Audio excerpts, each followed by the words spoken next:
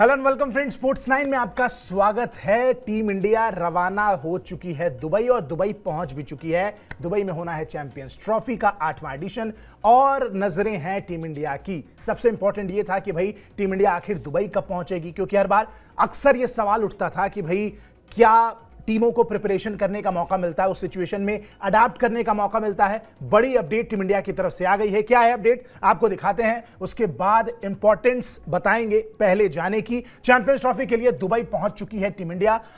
Saturday को पहुंची team India. 20 फरवरी को बांग्लादेश के खिलाफ पहला वनडे खेलेगी टीम, पहला जो लीग स्टेज का मैच है। टूर्नामेंट से पहले टीम इंडिया का प्रैक्टिस मैच कोई नहीं है, यह एक इंपॉर्टेंट बात है जिस पर चर्चा करनी जरूरी है। टीम इंडिया ने 2 बार चैंपियंस ट्रॉफी जीती है और पिछली बार टीम को फाइनल में हार मिली थी। कुल मिलाकर देखा जाए तो इंपॉर्टेंट यह था कि भाई आप देखें, मुकाबला टीम इंडिया का 20 तारीख को है और टीम इंडिया 15 की शाम को पहुंच गई है। इंपॉर्टेंट यह है कि 16 को भी टीम क्या करेगी, सवाल यह भी है। और 16 को team India most probably practice नहीं करेगी। इनफैक्ट इंपॉर्टेंट बात यह भी है कि टीम इंडिया का कोई भी प्रैक्टिस सेशन या प्रैक्टिस मैच जो है वो इसके पहले नहीं रखा गया है। जाहिर सी बात है, प्रैक्टिस मैच की जरूरत, बहुत सारे लोग सवाल भी कर रहे थे कि भाई प्रैक्टिस मैच क्यों नहीं इस कंडीशंस में। लेकिन देखिए, सच्चाई यही है कि दुबई कोई वेस्ट इंडीज, कोई साउथ अफ्रीका, कोई इंग्लैंड या कोई ऑस्ट्रेलिया जैसी कंडीशन नहीं है, कोई यूएसए नहीं है जहां पे आप जाएं और आपको कंडीशन समझने में, एसेस करने में, ढालने में खुद को एज अ टीम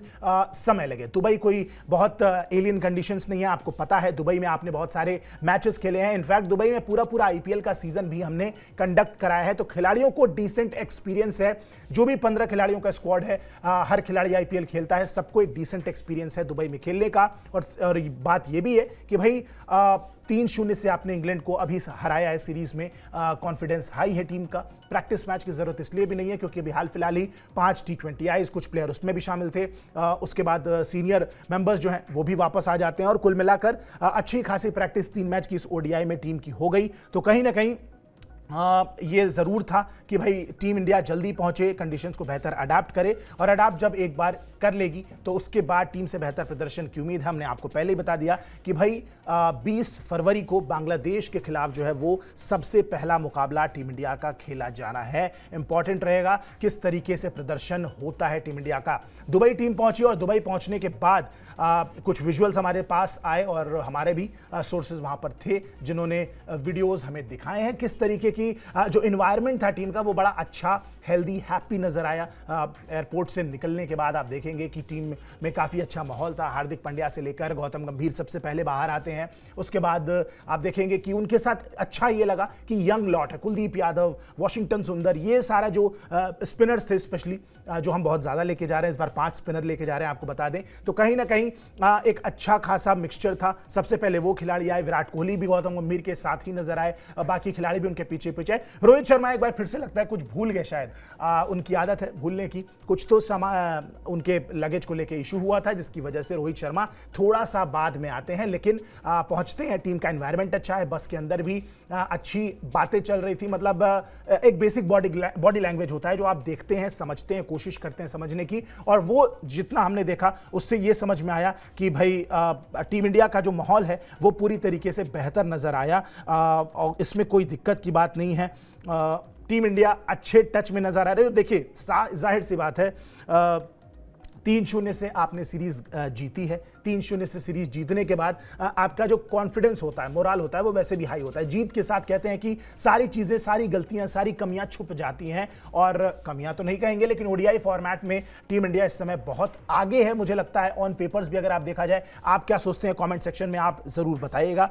तो कुल मिलाकर टीम इंडिया दुबई पहुंच चुकी है, अच्छी बात यह है। और अब टीम इंडिया पे नजरें रहने वाली हैं कि भाई किस तरीके का काम करती है। Champions trophy mini world cup कहा जाता है। चैंपियंस ट्रॉफी में टीम इंडिया 2 बार जीत भी चुकी है। एक बड़ा इतिहास भी रच सकती है टीम इंडिया, क्योंकि अगर आप चैंपियंस ट्रॉफी के विनर्स की लिस्ट देखें तो वहां पर टीम इंडिया 2 बार जीती है। लेकिन चैंपियंस ट्रॉफी में टीम इंडिया का प्रदर्शन कैसा है वो भी आपको बता देते हैं। अगर तीसरी बार जीत जाती है टीम इंडिया तो एक बड़ा इतिहास रच देगी, क्योंकि अभी तक कोई भी ऐसी टीम नहीं है जिसने 3 बार ये टूर्नामेंट जीता हो। टीम इंडिया, बता दें आपको कि पहला एडिशन जो था 1998 और उसके बाद से टीम इंडिया ने इनफैक्ट 2013 में आखिरी बार इंग्लैंड को हरा के ये ट्रॉफी जीती थी। इतिहास 2017 में भी रचा जा सकता था, लेकिन 2017 में पाकिस्तान से हम फाइनल हार जाते हैं। तो कुल मिलाकर आप स्क्रीन पर देखिए कि ये कौन से विजेता हैं। साउथ अफ्रीका आपको केवल एक बार नाम नजर आएगा, न्यूजीलैंड केवल एक बार नाम नजर आएगा, भारत और श्रीलंका, उसके बाद वेस्ट इंडीज, फिर ऑस्ट्रेलिया 2 बार नजर आएगा, और भारत 2013 में भी, और फिर पाकिस्तान 2017 में जो कि होस्ट नेशन है। सवाल यह है कि ऑस्ट्रेलिया और इंडिया 2 ऐसी टीमें हैं जिनके पास ये अपॉर्चुनिटी है कि वो तीसरी बार जीतें और इतिहास रचें। चैंपियंस ट्रॉफी भी 3 बार जीतना एक बड़ी बात है, मिनी वर्ल्ड कप इसको कहा जाता है।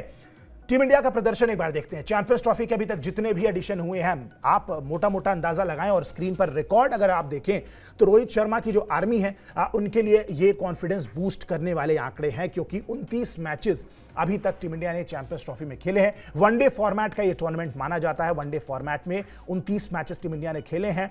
हमने आपको बताया 1998 से ये टूर्नामेंट शुरू हुआ था। 18 मैच टीम इंडिया ने जीते हैं, 8 हारे हैं, टाई कोई नहीं हुआ और बेनतीजा 3 रहा है। यानी कि अगर आप विन परसेंटेज केवल देखें तो लगभग 70% के आसपास मैचेस टीम ने जीते हैं, 8 हारे हैं और 3 तो बेनतीजा रहा है। तो कुल मिलाकर टीम के पक्ष में चीजें गई हैं।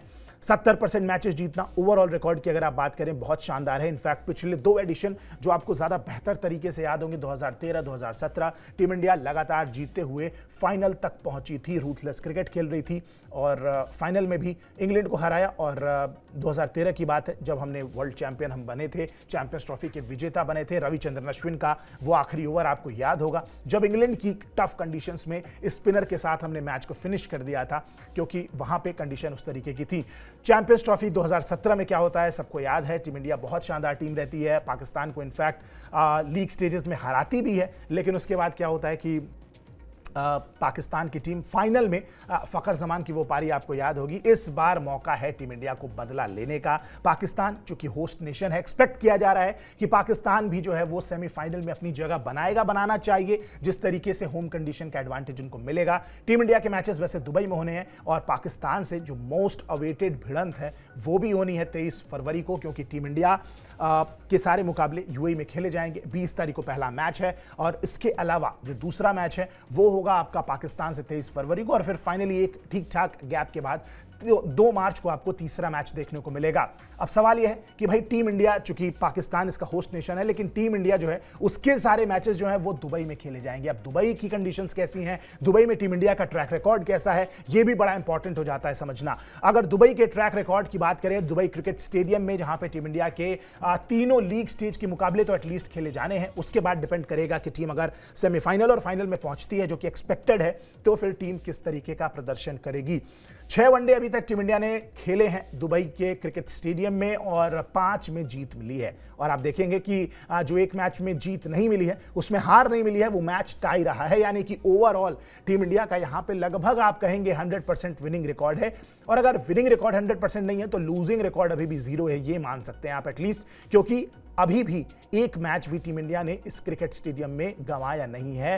रास आता है ये मैदान टीम इंडिया को, अच्छा मैदान है Dubai cricket stadium, ring of fire कहते हैं। यहाँ पे कैच लेने में बड़ी दिक्कत आती है, रात में आईपीएल में हमने देखा, लेकिन ओवरऑल बड़ा डिसेंट सा ग्राउंड है। कुछ बेसिक टेक्निक है कि जैसे जैसे सेकंड इनिंग में यहाँ पे ड्यू पड़ती है और आपको सेकंड इनिंग में बड़ा फायदा मिलता है। तो कहीं ना कहीं आप देखिए, हम एज अ क्रिकेट फैन हमने पूरा आईपीएल देखा है, सारी चीजें देखी हैं, कवर की हैं।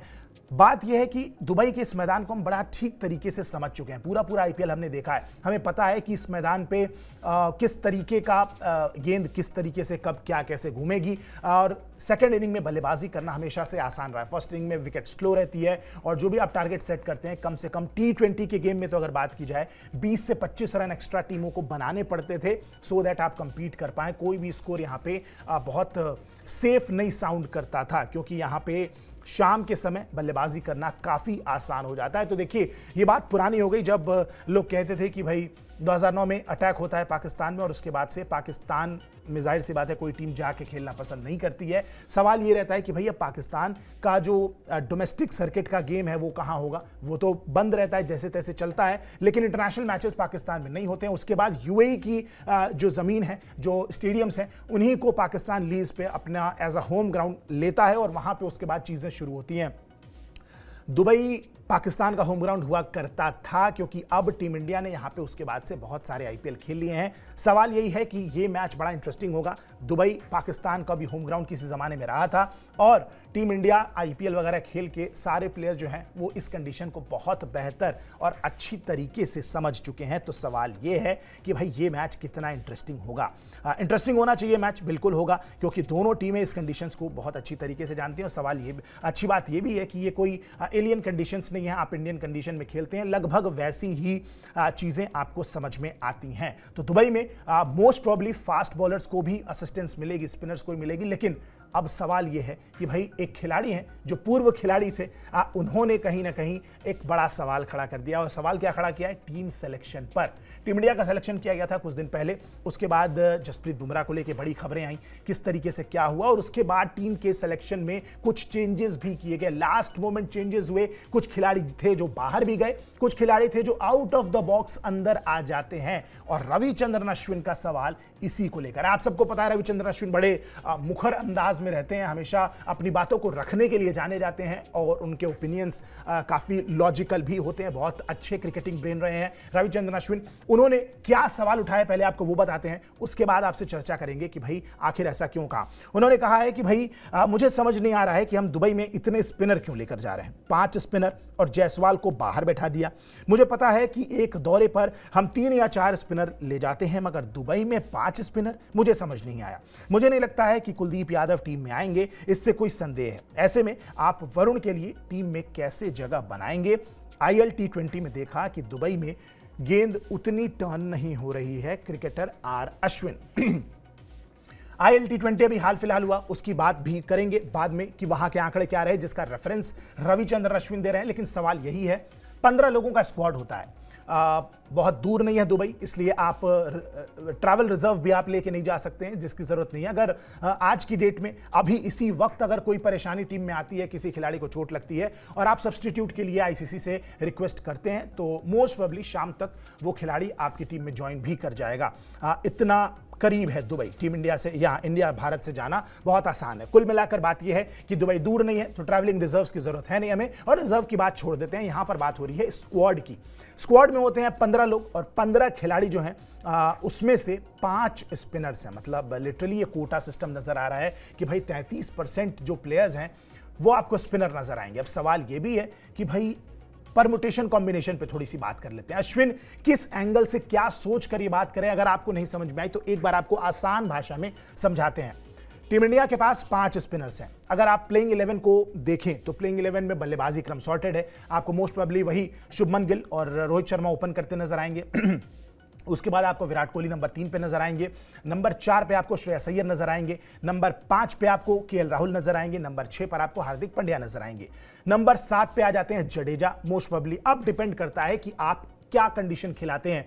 आप चाहें तो 2 बैटिंग ऑलराउंडर्स को खिला सकते हैं, स्पिन बॉलिंग ऑलराउंडर्स को खिला सकते हैं, जैसे जडेजा है, अक्षर पटेल है और इनफैक्ट आपके पास वॉशिंगटन सुंदर भी हैं। मतलब एक ही जैसे काम करने वाले 3 खिलाड़ी। सवाल वॉशिंगटन सुंदर पे भी उठना चाहिए, क्योंकि अक्षर पटेल और जडेजा के रहते उनको मौका मिलना तो बहुत मुश्किल है। ऐसा नहीं लगता है कि उनको मौका मिल पाएगा पूरे टूर्नामेंट में। बहुत लंबा टूर्नामेंट भी नहीं है। अगर फाइनल तक भी आपने मुकाबला खेला तो ये समझ में आता है कि भाई 5 मैचेस मैक्सिमम आप खेलेंगे। जडेजा है, उसके बाद अगर आप अक्षर पटेल को खिलाते हैं तो एक और डिसएडवांटेज है कि आपने वरुण चक्रवर्ती को टीम में रखा है और कुलदीप यादव ऑलरेडी टीम का हिस्सा रहे हैं। पिछले कई सालों से टीम इंडिया के व्हाइट बॉल क्रिकेट में बेस्ट स्पिनर रहे हैं, सबसे बेहतरीन काम किया है, विकेट लिए हैं मिडिल ओवर्स में। उनकी जगह बाहर बिल्कुल भी नहीं बनती है, यानी कि एक अगर स्पिनर खिलाना है प्रॉपर तो वो कुलदीप यादव होंगे। अगर आप अक्षर पटेल और जडेजा दोनों के साथ जाते हैं तो फिर आप कुलदीप या वरुण चक्रवर्ती में से एक को खिलाएंगे, मोस्ट प्रोबेबली कुलदीप यादव को ही खिलाएंगे। और अगर आप चाहते हैं कि भाई डेडली कॉम्बिनेशन बनाया जाए, बैटिंग में थोड़ी डेप्थ कम की जाए और दोनों स्पिनर्स को खिलाया जाए, वरुण चक्रवर्ती चूंकि मिस्ट्री स्पिनर रहे हैं, हाल फिलहाल उन्होंने इंग्लैंड के खिलाफ बहुत बेहतर किया है, उस कंडीशन में अगर आप देखते हैं तो फिर ये लगता है कि भाई कुलदीप यादव और आपके साथ अक्षर पटेल या जडेजा में से कोई एक रहेगा और आप वरुण चक्रवर्ती को खिलाएंगे, यानी कि फिर अक्षर पटेल या जडेजा में से कोई एक खिलाड़ी बैठेगा। मोस्ट प्रोबेबली रविंदर जडेजा ही खेलते नजर आएंगे, गेंदबाजी भी बेहतर कर रहे हैं आजकल। यानी कि वॉशिंगटन सुंदर और वरुण चक्रवर्ती, इन दोनों खिलाड़ियों को लेकर यह सवाल अश्विन ने पूछा है कि भाई 5 स्पिनर का क्या सेंस है। 3 से 4 स्पिनर हम लेकर जाते थे, शायद अगर 4 लेकर गए होते जिसमें वरुण चक्रवर्ती, कुलदीप यादव होते और एक अक्षर पटेल और रविंद्र जडेजा होते तो बात समझ में आती, लेकिन वॉशिंगटन सुंदर का पूरे टूर्नामेंट में कोई रोल समझ में नहीं आता है। हाल फिलहाल बैटिंग में भी कोई ऐसा बहुत बड़ा काम उन्होंने नहीं किया है, गेंदबाजी में भी कोई ऐसा बहुत धार नहीं दिखाई है। व्हाइट बॉल क्रिकेट की अगर बात करें तो बिल्कुल दिक्कत है। और इन सब के बीच में यशस्वी जायसवाल के साथ जो एक गलत चीज हुई वो तो सबके सामने है। यशस्वी जायसवाल ने टीम के साथ उनको पहले जोड़ा जाता है, स्क्वाड में उनका नाम होता है, पहला मैच भी वनडे खिलाया जाता है, उनको कुछ खास कर नहीं पाते हैं, उसके बाद उनको ड्रॉप कर दिया जाता है। गौतम गंभीर साहब ये बोलते हैं कि भाई हमें जिस तरीके के परफॉर्मेंस की, जिस तरीके के पारी की जरूरत थी उनसे, वो पारी वो खेल नहीं पाए उस तरीके से। उसके बाद खुद ही अपने स्टेटमेंट को कॉन्ट्रडिक्ट करते नजर आते हैं और ये बोलते हैं कि भाई एक पारी से हम किसी को जज नहीं करते हैं, कर सकते हैं। सवाल ये है कि अगर यशस्वी जायसवाल आपके स्कीम ऑफ थिंग्स में नहीं थे, लास्ट मोमेंट वरुण चक्रवर्ती को ही ऐड करना था, तो ये चीजें क्यों की गई? मतलब यशस्वी जायसवाल को स्क्वाड में इंक्लूड करना, उसके बाद बाहर बिठा देना एक मैच के बाद, आपके लिए वो बहुत लंबे समय तक क्रिकेट खेलने वाले हैं। एक यंग चाइल्ड प्रोडिजी आप कह लीजिए, कमाल के फॉर्म में चल रहे हैं। व्हाइट बॉल क्रिकेट की बात हो, रेड बॉल क्रिकेट की बात हो, और उसके बाद या तो आप उनको सेलेक्ट नहीं करते, एक मैच के लिए आप उनका डेब्यू कराते हैं, डेब्यू कैप उसी मैच में मिलती है ओडीआई फॉर्मेट में, उसके बाद वो ना सिर्फ अगला मैच उनको खेलने का मौका मिलता है उस सीरीज में, टीम से भी बाहर कर दिए जाते हैं चैंपियंस ट्रॉफी की। अब सवाल यही है कि भाई इस तरीके से अगर आप करेंगे तो खिलाड़ियों का कॉन्फिडेंस कहां जाएगा? एज अ यंग प्लेयर, चलिए सीनियर प्लेयर्स को ये बात समझ में आती है कि हाँ ठीक है, टीम की क्या जरूरत है। अगर ये चीजें बेहतर कम्युनिकेट की गई हैं फिर तो दिक्कत नहीं है, लेकिन अगर इन चीजों पर बात नहीं की गई है, कम्युनिकेशन बेहतर नहीं किया गया है, तो ये बड़ी दिक्कत की बात है। और मुझे लगता है कि यशस्वी जायसवाल को रखना चाहिए था एज अ बैटिंग यूनिट। आपके पास अगर एक भी खिलाड़ी कहीं भी कमजोर पड़ता है, किसी को खुदा न खास्ता चोट लग जाती है, आपके पास कोई भी बैकअप नहीं है। केवल एक ऋषभ पंत नजर आते हैं जो आपको कभी भी बैटिंग ऑर्डर में घुस के फ्लेक्सिबिलिटी प्रोवाइड कर सकते हैं, लेकिन उनके अलावा अगर आप टॉप ऑर्डर की बात करें, यशस्वी जायसवाल का रहना बिल्कुल बनता था मेरे हिसाब से। फैंस क्या सोचते हैं, व्यूअर्स क्या सोचते हैं, कमेंट सेक्शन में प्लीज बताइएगा कि क्या यशस्वी जायसवाल का इस स्क्वाड में उनकी जगह वाकई में बनती थी, या गौतम गंभीर ने या रोहित शर्मा ने, टीम मैनेजमेंट ने जो सिलेक्शन किया है वो बेहतर नजर आता है। दो खिलाड़ी हैं जिनको लेकर बार बार बात हो रही है। मोहम्मद सिराज को भी तेज गेंदबाजी यूनिट से बाहर रखा गया, उनको लेकर भी सवाल उठा, मोहम्मद सिराज भी नहीं इंक्लूड किए गए, यशस्वी जायसवाल को बाहर किया गया, और वॉशिंगटन सुंदर टीम में क्या कर रहे हैं, ये एक बड़ा सवाल है। तो कुल मिलाकर रविचंद्रन अश्विन ने जो सवाल उठाया वो बिल्कुल जायज नजर आता है कि टीम में 5-5 स्पिनर, वो भी एलियन कंडीशंस नहीं है, वहां पे हम जानते हैं कि कितनी ज्यादा मदद मिलेगी कितनी नहीं मिलेगी। हमने देखा है कि बहुत ज्यादा ऐसा पिच टर्न या बाउंस करती नजर नहीं आती है, बहुत ज्यादा स्पिनरों को असिस्ट करती नजर नहीं आती है। तो ये क्लियर है कि इतना ज्यादा स्पिनरों का काम नहीं है। अब इसके पीछे क्या लॉजिक है, ये तो मैच शुरू होगा, टूर्नामेंट शुरू होगा, टीम इंडिया की जो प्लेइंग 11 होगी उस हिसाब से समझ में आएगा कि क्या सोच है, किस सोच के साथ टीम इंडिया और मैनेजमेंट, गौतम गंभीर, रोहित शर्मा, ये लोग आगे बढ़ना चाहते हैं। क्योंकि 5-5 स्पिनर जरूर, मुझे नहीं लगता है कि अगर 3 स्पिनर भी आप खेलते हैं तो जरूर तीसरा स्पिनर जो है वो अंडर बॉल होगा, उसको भी आप 10 ओवर का कोटा नहीं करा पाएंगे। तो अश्विन का सवाल बिल्कुल जायज है कि एक टीम में 5 स्पिनर क्यों है, ये एक बड़ा सवाल है, और मुझे लगता है कि अश्विन की बात एब्सोल्युटली राइट है। चलिए आगे बढ़ते हैं और बताते हैं कि अश्विन जो रेफरेंस दे रहे थे कि आईएल टी20 में भी हमने देखा किस तरीके की कंडीशन थी, क्या हुआ वहां पे, स्पिनरों का कितना इंपॉर्टेंस था, वो रेफरेंस क्या है वो आपको बताते हैं कि आईएल टी20 जो हाल में फिलहाल में हुआ उसमें क्या फैसला हुआ या क्या चीजें समझ में आई। भारत ने क्या गलत टीम चुनी, सवाल यही पूछा जा रहा है। आईएल टी20 में पेसर्स का जलवा रहा, ये एक बड़ा मुद्दा है। यूए में अभी आईएल टी20 का सीजन खत्म हुआ है, तीसरा ये सीजन था, और सीजन के टॉप 10 गेंदबाजों की अगर लिस्ट आप देखें, टॉप 10 विकेट टेकर्स की बात करें, सिर्फ एक स्पिनर शामिल है। अब सवाल यह है कि 10 में से ऐसे विकेट जहां पे 10 में से 9 तेज गेंदबाज शामिल है, टॉप 10 में एक स्पिनर है, वहां पर क्या हमें 5 स्पिनर लेकर जाना चाहिए था? आईएल टी20 में वरिंदु हसरंगा 9 मैच में 12 विकेट उन्होंने लिए थे और इकलौते स्पिनर रहे जो उस टॉप 10 की लिस्ट में अपनी जगह बना पाते हैं। 2021 टी20 वर्ल्ड कप में स्पिनर्स का जलवा हालांकि दिखा था, शायद वही सोच के साथ टीम इंडिया गई है। सेलेक्टर्स के पुराने अनुभव के आधार पर ऐसा लगता है कि टीम चुनी गई है, क्योंकि अगर लेटेस्ट इंफॉर्मेशन या लेटेस्ट मैच जो दुबई के उन मैदानों पर पर खेला गया उनको रेफरेंस पॉइंट लें तो उससे तो हमने जो आपको आंकड़े बताए कि भाई टॉप 10 में 9 तेज गेंदबाज हैं और केवल एक स्पिनर है वरिंदु हसरंगा। उनके भी कोई बहुत ऐसे एक्स्ट्रॉर्डनरी आंकड़े नहीं हैं। 9 मैच में 12 विकेटें निकाली हैं। अच्छा डिसेंट स्टार्ट उनको मिला होगा, लेकिन 9 मैच में 12 विकेटें कोई बहुत आउटस्टैंडिंग नहीं है। ऐसे में 5-5 स्पिनर के साथ जाना, क्योंकि IL T20 में जो हाल फिलहाल बीता है उससे बहुत बड़ा रेफरेंस पॉइंट मिलता है कि किस तरीके की गेंदबाजी है। अगर आप T20 या वनडे साइड को देखेंगे, बॉलर्स की रैंकिंग देखेंगे, वहां पर कुछ तेज गेंदबाज हैं, स्पिन गेंदबाज हैं, दोनों के मिक्सअप हैं जिनका आपको टॉप 10 रैंकिंग में दिखेगा कि भाई वो विकेट ले रहे हैं। यानी कि वर्ल्ड क्रिकेट में अभी भी स्पिनरों का बोलबाला है। लेकिन चूंकि इंडिया को 5 मैच अपने दुबई में खेलने हैं और दुबई के ग्राउंड किस तरीके से रिस्पॉन्ड कर रहे हैं वो हमने आपको पहले ही बताया। पहली पारी में विकेट थोड़ी स्लो रहेगी, लेकिन इतनी भी स्लो नहीं रहेगी। आपको अच्छी बल्लेबाजी करनी पड़ेगी। दूसरी पारी में आ जाती है ड्यू, शाम का वक्त रहता है और वहां पर स्पिनर्स की गेंद ग्रिप नहीं होती है। ये एक बहुत बड़ा रीजन है। इंडिया जैसी कंडीशन होती है, इंडिया में अगर आप इस समय इस सीजन में मैच खेलते हैं आप पोस्ट सितंबर अक्टूबर, तो आपको सेकेंड इनिंग में जाहिर सी बात है कि आपको ग्रिप नहीं होगी। ड्यू फैक्टर एक बड़ा इंपॉर्टेंट फैक्टर हो जाता है इंडियन क्रिकेट में, इंडियन पिचेस पर, सब कॉन्टिनेंट रीजन में। और यूएई चूंकि इसी तरीके की विकेट इंडियन विकेट की जैसी है, कोई एलियन कंडीशन नहीं है, वहां पर भी हमने देखा है कि बहुत ड्यू आती है और बल्लेबाजी काफी आसान हो जाती है। इससे ज्यादा इंपॉर्टेंट यह है कि स्पिनर्स का रोल जो है वो बहुत कम हो जाता है, क्योंकि स्पिनर्स को गेंद बिल्कुल ग्रिप होती नजर नहीं आती है।